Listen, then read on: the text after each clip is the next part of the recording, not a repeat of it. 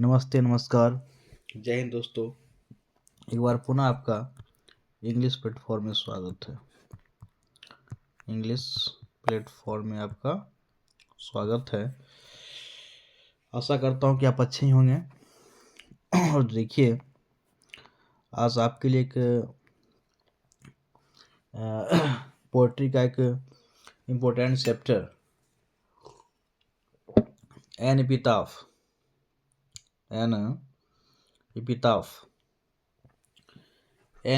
लेकर के आए हैं। इसका ऑब्जेक्टिव क्वेश्चन आप एग्जाम में जाने से पहले देख करके ही आइएगा। एक बार आपने अगर पूरा देख लिया तो फिर आपसे एक भी क्वेश्चन इससे छूटने वाला नहीं है। तो आप पूरा देख करके से जाइएगा। जब भी एग्जाम में जाने से पहले, बोर्ड एग्जाम में जाने से पहले आप इसे देख करके ही जाइए। ये मेरा आपसे वादा है कि क्वेश्चन आपसे एक भी छूटेगा नहीं। चलिए आते हैं।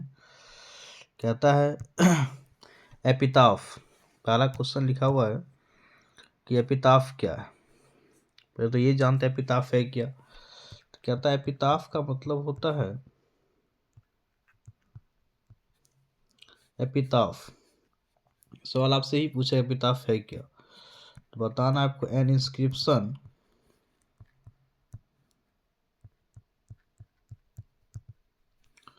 On A tomb.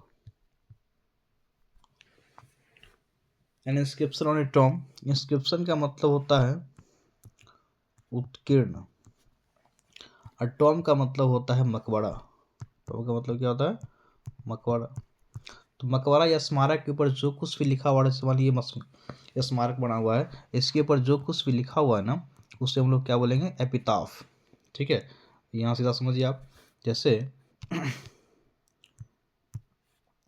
ये आपने मान लिया किसी डेड बॉडी का स्मारक है।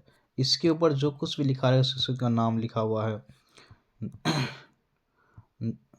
डेट ऑफ डेथ लिखा हुआ है। तो वो जो लिखा रहता है उसी को हम लोग क्या बोलते हैं? एपिताफ कहते हैं। अर्थात कब्र पर लिखे गए लेख को एपिताफ कहा जाता है। वैसे एपिताफ का एक्चुअल मीनिंग होता है शिलालेख, लेकिन यहाँ शिला से मतलब है कब्र लेख से।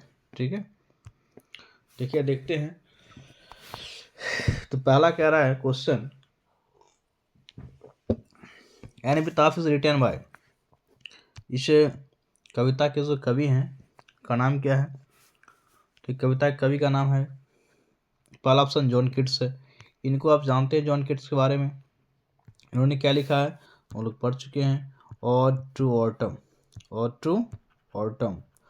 जॉन किट्स को हम लोग रोमांटिक पोइट भी कहते हैं। क्या बोलते हैं? रोमांटिक पोइट भी कहते हैं। इसके अलावा आपने जाना था कि इनकी मृत्यु किससे हो गई थी? ट्यूबरक्लोसिस। किससे? ट्यूबरक्लोसिस से हो गई थी। उस समय इनका एज कितना था? 26 साल। He died at the age of 26 of tuberculosis and died he died at the age of 26। ठीक है, अर्थात यह 26 साल की उम्र में इनकी मृत्यु हो गई थी। he died of tuberculosis at the age of 26। इनकी मृत्यु ट्यूबरक्लोसिस से 26 साल, मात्र 26 साल की एज में हो गई थी। सोचिएगा इस ये कितना दर्दनाक बात है। इन्हें से एक बात और, इन्हें हम लोग नेचर पोइट भी कहते हैं। बड़ा मस्त बात है, इन्हें हम लोग नेचर पोइट भी कहते हैं।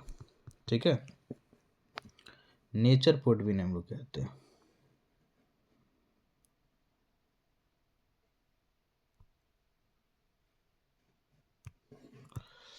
आगे देखिए लिखा हुआ है, क्वेश्चन नंबर ये कहता है कि रूपर्ट ब्रूक, और रूपर्ट ब्रूक के बारे में दे रहा है। रूपर्ट ब्रूक के बारे में आप देखिए। अब रूपर्ट ब्रूक देखिए, रूपर्ट ब्रूक आपको याद होगा, एक था द सोल्जर था। द सोल्जर जो एक पोएम है, इनके कवि का नाम है रूपर्ट ब्रूक। ठीक है, और हम लोग रूपर्ट ब्रूक को जो है ना, और हम लोग रूपर्ट ब्रूक इन्हें हम लोग वार पोएट भी बोलते हैं। क्या बोलते हैं? वार पोएट भी बोलते हैं। ठीक है। और इनकी मृत्यु भी जो है ना, इनकी मृत्यु भी सेप्टिकेमिया से हो गई थी। किससे हो गई थी? सेप्टिकेमिया। इससे हम लोग ब्लड पॉइजनिंग भी कहते हैं। क्या बोलते हैं? Blood poisoning. ब्लड पॉइजनिंग भी कहते हैं। और सबसे खास बात इनके बारे में है कि इनका जो ये द सोल्जर जो पोएम है, द सोल्जर पोएम जो है ना, ये 14 पंक्ति वाली कविता है और इसे हम लोग कहते हैं सोनेट। क्या बोलते हैं? सोनेट कहते हैं। ठीक है, चलिए आगे देखिए। आगे कहता है जॉन डॉन। अरे बड़ा मस्त है। जॉन डॉन को देखिए। जॉन डॉन एक मात्र ऐसे कवि है जिन्हें हम लोग मेटाफिजिकल पोएट कहते हैं। क्या बोलते हैं बाबू? मेटाफिजिकल पोएट बोलते हैं। ठीक है। और इन्हें पायोनियर भी कहा जाता है। क्या कहता है? पायोनियर। पायोनियर का मतलब होता है अन्वेषण करता। ये न्यू काइंड ऑफ लिरिकल, ये न्यू काइंड ऑफ लिरिकल, नए प्रकार के गीत में शब्दों की खोज करता, अन्वेषण करता कौन है? जॉन डॉन है।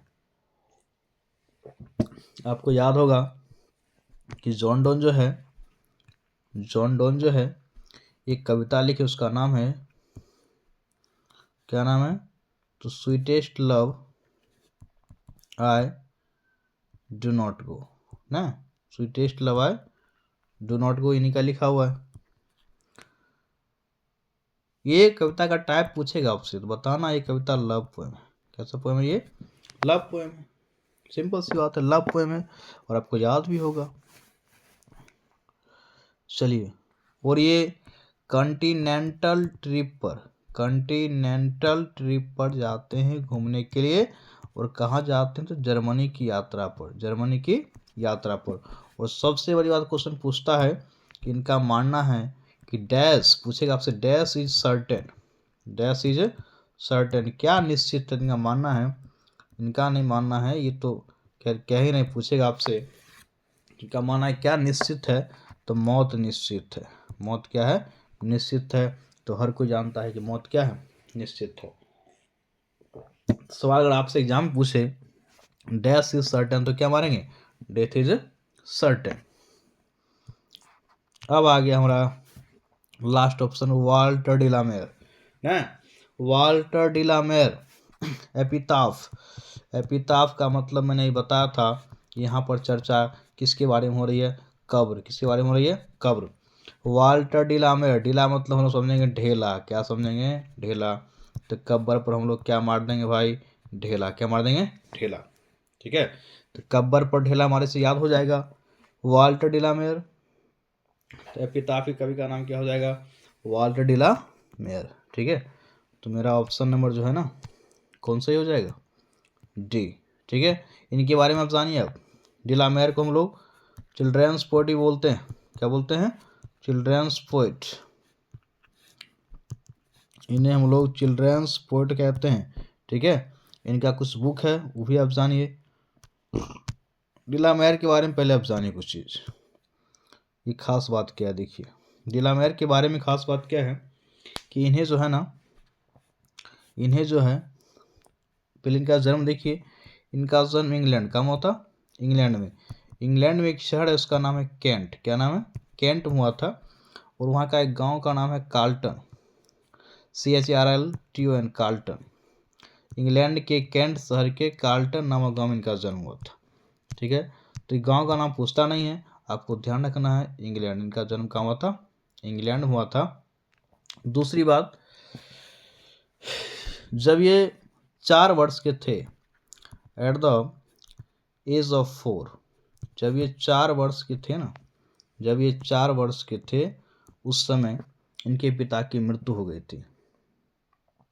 तो एक लाइन है कि he lost his father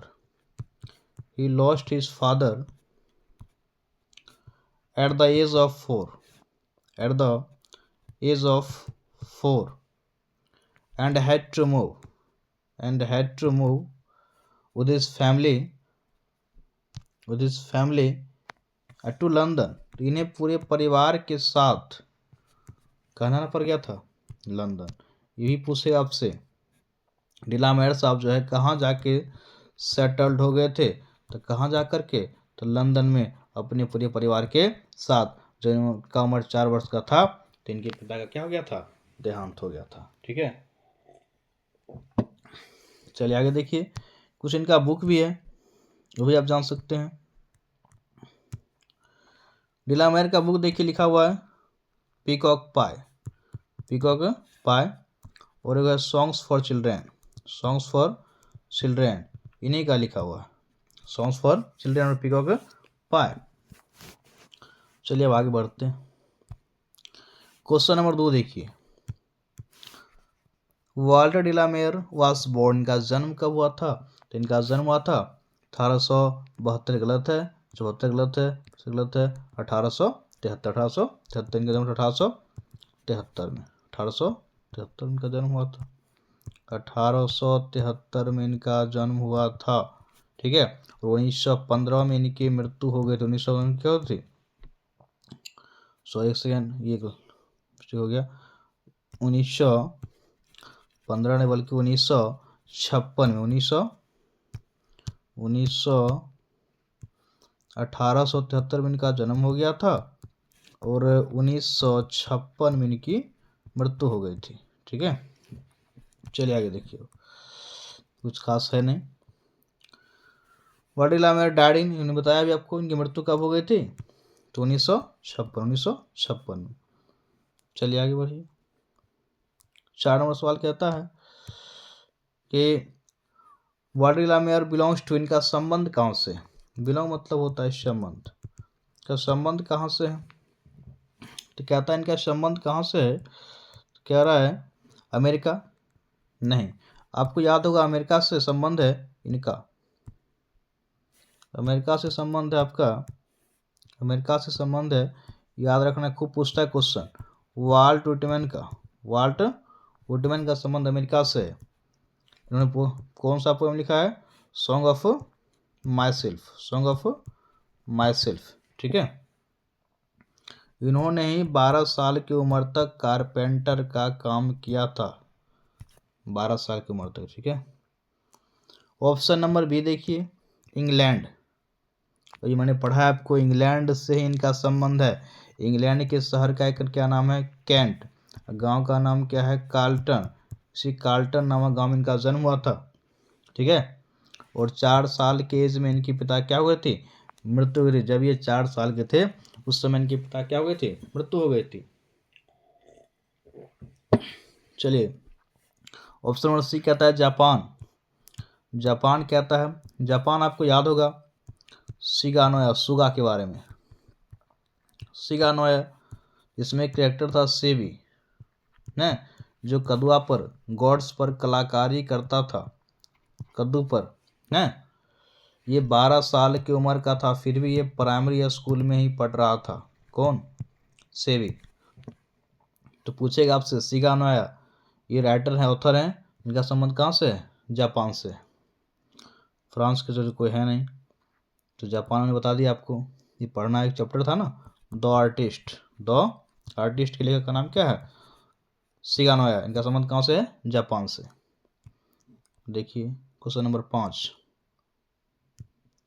5 कहता है वाल्टर डिलामेयर मैक्स अस अवेयर, ये कवि जो हमें, अवेयर मतलब होता है अवगत कराना या जागरूक करना, हमें जागरूक करते हैं किस चीज़ से, पॉवर्टी मतलब होता है गरीबी। आगे है, ये ऑप्शन गलत है। In human conditions of modern life, आधुनिक जीवन के अमानवीय हालात से, आधुनिक जीवन के अमानवीय हालात से। तो इसमें एक लाइन है इस कविता में, आपने पढ़ा होगा कहीं, कि the poet makes us aware of the inhuman condition of modern lifes, inhuman condition of modern life, अर्थात कभी हमें आधुनिक जीवन के अमानवीय हालात से अवगत कराते हैं। यहाँ लिखा हुआ है in human condition of modern life, आधुनिक जीवन के अमानवीय हालात, मतलब आजकल के जीवन का जो अमानवीय हालात है ना, उससे कभी हमें जागरूक करते हैं या अवगत कराते हैं। ड्रीम मतलब स्वप्न होता है, ये लंदन लाइफ तो है नहीं। ये ऑप्शन नंबर ये सी गलत लिखा हुआ है, तो ध्यान नहीं देंगे आप, ये बिना ऑप्शन सही होगा इसका, ऑप्शन नंबर बी सही है। ठीक है, आगे देखिए, पीछे भी कुछ क्वेश्चन देखिए, अगर आपका मिस्टेक हो तो अपना जो मैंने आंसर कराया आप वही ध्यान देंगे। 7 नंबर क्वेश्चन, 6 नंबर क्वेश्चन कहता है Walter de la Mare was awarded dash in 1953। कह रहा 1953 में उन्हें कौन सा अवार्ड दिया गया था? 1953 में तो बड़ा फेमस है नोबेल प्राइज, आपको इसके बारे में याद होगा। नोबेल प्राइज मिला था किनको? कमला दास को। कमला दास को नोबेल प्राइज के लिए शॉर्ट लिस्टेड किया गया था, आपको याद होगा 1984 में। 1984 में किया गया था, 1984 में किया गया था। किसके लिए किया गया था भाई? तो लिटरेचर, फॉर लिटरेचर ना। और कमला दास ने कौन सी कविता लिखी थी? तो मैंने क्वेश्चन भी करवाया था पिछली वीडियो में, माय ग्रैंड मदर्स हाउस, मेरी दादी माँ का घर। मेरी दादी माँ का घर, और आपको ये पता होगा मेरी दादी माँ का घर जो पोएम है, ये poem my grandmother's house जो पोएम है, ये कविता कमला दास ने लिखा। ये कविता ऑटोबायोग्राफिकल है। क्या ये ऑटोबायोग्राफिकल है? और उसके बाद इनकी ऑटोबायोग्राफी का नाम था माय स्टोरी। क्या नाम था? My story. ठीक है, इसका भी प्रकाशन 1976 में हुआ था। इनका कुछ बुक भी था कमला दास का जो फेमस है, या अल्लाह। क्या था? या अल्लाह। इनका जन्म हुआ था 1934 में। चलिए आगे बढ़िए, क्वेश्चन नंबर क्या ये क्वेश्चन बी का order of merit. Order of, यही वो पुरस्कार है जो इंग्लैंड में दिया था। कौन यहाँ देता है? इंग्लैंड में दिया जाता है। 1953 में ये अवार्ड मिला था किनको? वाल्टर डिला मेयर को। ठीक है,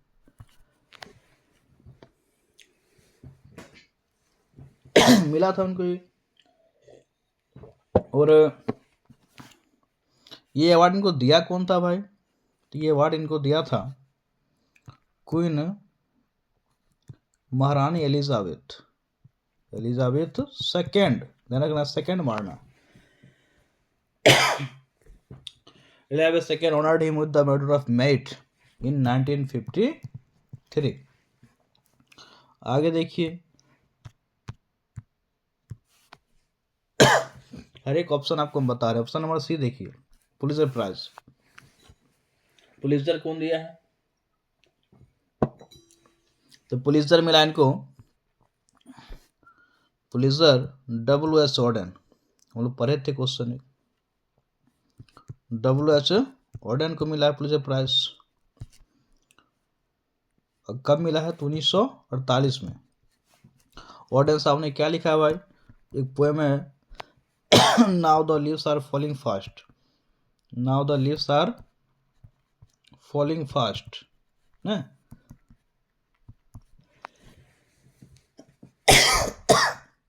पोएम का नाम क्या है? Now the leaves are falling fast. Award मिला किन्हें है? तो W.H. ऑर्डन को। कब मिला है? तो 1948 में। ये किस क्षेत्र में दिया जाता है? तो जर्नलिज्म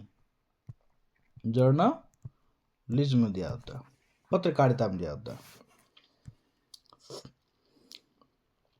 ऑप्शन नंबर 4 कहता है कॉमनवेल्थ अवार्ड। कॉमनवेल्थ, आपको नाम याद होगा, KKN दारूवाला। इनको मिला है 1984 में। दारूवाला का पोएम का नाम को याद होगा, फायर हिम। कौन पोएम था वो? फायर हिम ने। इनके लिखा हुआ, इनका बुक का नाम था अंडर ओडियन। क्या नाम था? Under Odeon.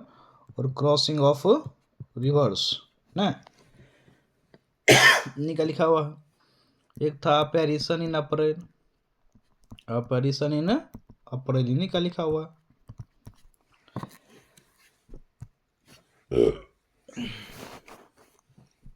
और दारू वाला को जो है ना 2 अवार्ड मिला है, एक ये तो मिला ही है और एक मिला है आपको साहित्य अकादमी, क्या मिला है, साहित्य अकादमी अवार्ड भी इनको मिला है। इनको के दारू वाला। तो दोस्तों बहुत क्वेश्चन है, चलो हम जल्दी जल्दी आगे बढ़ते थोड़ा, तो लंबा चला जाएगा कोई वीडियो। क्वेश्चन नंबर 8 आप देखिए, 8 नंबर क्वेश्चन कहता है विश, 7 देखिए, 7 छूट गया, कहता है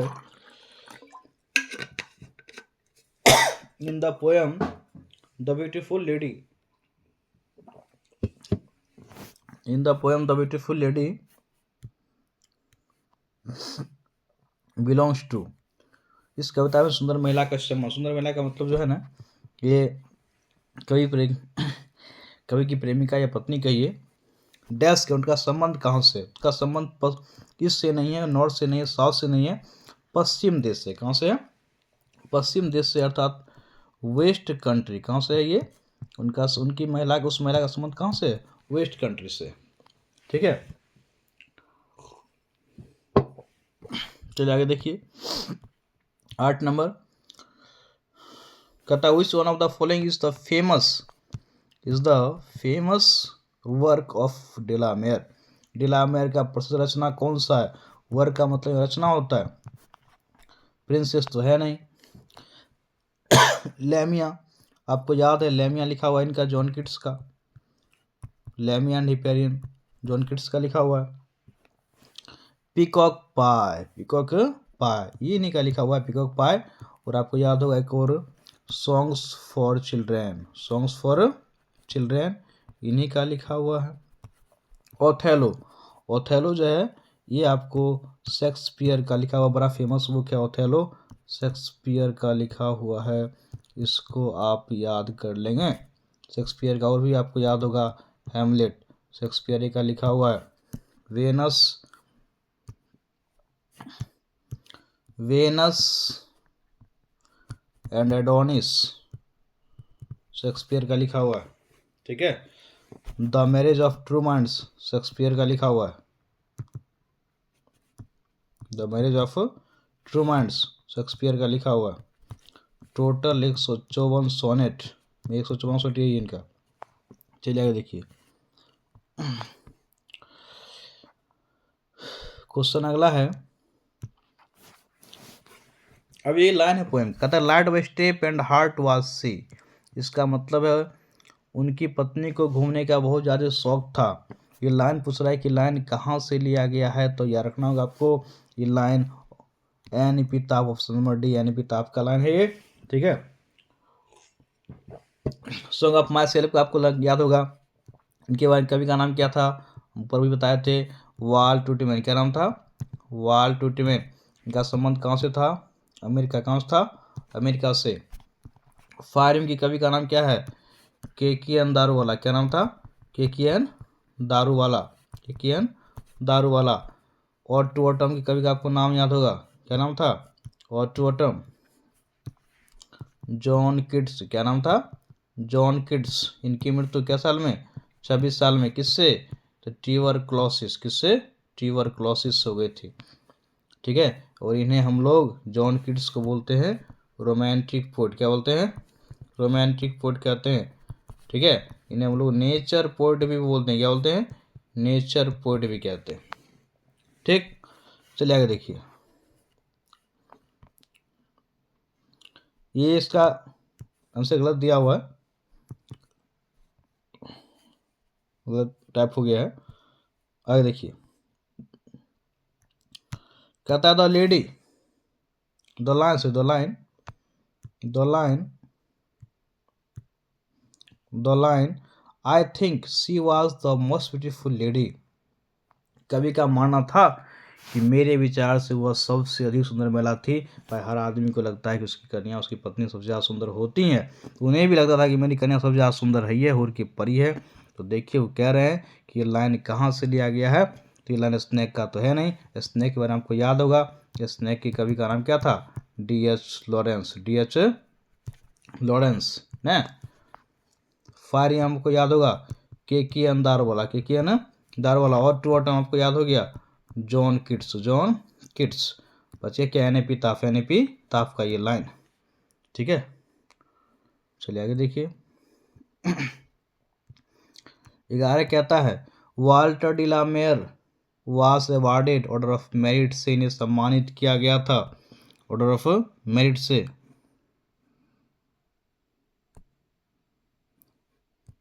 ऑर्डर ऑफ मेरिट से इन्हें सम्मानित किया गया था। तो अब देख लीजिए आप, order of merit, order of merit. तो आपको याद होगा order of merit, order of merit से इन्हें कब? 1953 में कौन दी थी? तो रानी एलिजाबेथ, एलिजाबेथ सेकेंड मारना है। ठीक है, 1953। चलिए आगे बढ़िए। कहता है कि who was light of step and heart. इसका मतलब होता है फिजूल खर्ची, मोस्ट एक्सपेंसिव, मोस्ट एक्सपेंसिव, या इसको बोलते हैं एक्स्ट्रावेजेंट, एक्स्ट्रावेजेंट, फिजूल खर्ची। फिजूल खर्ची कौन थी भाई? तो ब्यूटीफुल लेडी, सुंदर महिला, सुंदर महिला यही थी। ठीक है, सुंदर महिला। अगली मतलब क्रूप होता है, ओल्ड बॉडी महिला, मैड मतलब पागल। नहीं, ऑप्शन सही लिया हुआ है इसका। आगे देख कहता है द पोएट थिंक्स दैट, कभी सोचते हैं कि dash is not your lasting. Your lasting का मतलब होता है अंत तक, अंत तक, या मतलब मतलब जीवन भर कह सकते हैं आप। कौन ऐसा चीज़ है जो यूर लास्टिंग, कभी खत्म होने वाला नहीं है? तो वायलेंस, वायलेंस मतलब होता है हिंसा, ये तो खत्म हो सकता है। ब्यूटी, तो कहता है खत्म अंत तक नहीं रह सकता, अंत तक कभी का मानना है कि कौन ऐसा है जो सब दिन नहीं रह सकता है? Hostility, ugliness. अब बताइए, सुंदरता ऐसा चीज़ है, कभी का मानना है कि ब्यूटी, आप कहते हो ना उसमें बॉर्डर लगा लीजिए, ये रहने वाला नहीं है। अगर ऐसा बात होता तो जितना लोग के पास पैसा रहता है ना, उतना क्रीम पोत लेगी जो कभी खराब होवे नहीं करेगी। लेकिन देखिए उनकी पत्नी बहुत सुंदर थी, उनका मानना था कि इंग्लैंड की सबसे सुंदर महिला थी, लेकिन फिर भी जब वो गुजर गई ना तो उसे कोई याद करने वाला भी नहीं था, क्योंकि उसके पास कोई गुण नहीं था। तो इसलिए कभी कह रहे हैं कि सुंदरता कितनी भी अच्छी हो वो चली जाती है, ब्यूटी पासेज, ब्यूटी वेनिसेज। इसलिए आपके अंदर कोई गुण रहना चाहिए तो लोग उसके सब दिन याद रखते हैं, आपके मरने के बाद भी। ऑप्शन सी भी सही है। लास्ट क्वेश्चन देखिए दोस्तों, कहता है वाल्टर डिलामेयर डैश हुइस नाउ डेड। डिलामेयर किसे जानते थे जो अब मर चुकी है? तो मैडम मैन किंग नहीं, क्या थी उनकी?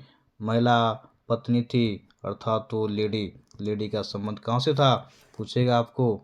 वेस्ट कंट्री, कहाँ से था? वेस्ट कंट्री से। ठीक है, चलिए दोस्तों, अगर वीडियो आपको अच्छा लगे तो लाइक कमेंट सब्सक्राइब और शेयर करें। सब्सक्राइब तो आप कर ही लें ताकि जितना ही वीडियो का हो लिंक आपके पास चला जाए। और आपसे देख सकते हैं एग्ज़ाम में जाने से पहले आप इसे एक बार ज़रूर देख करके जाएं। बहुत बहुत धन्यवाद।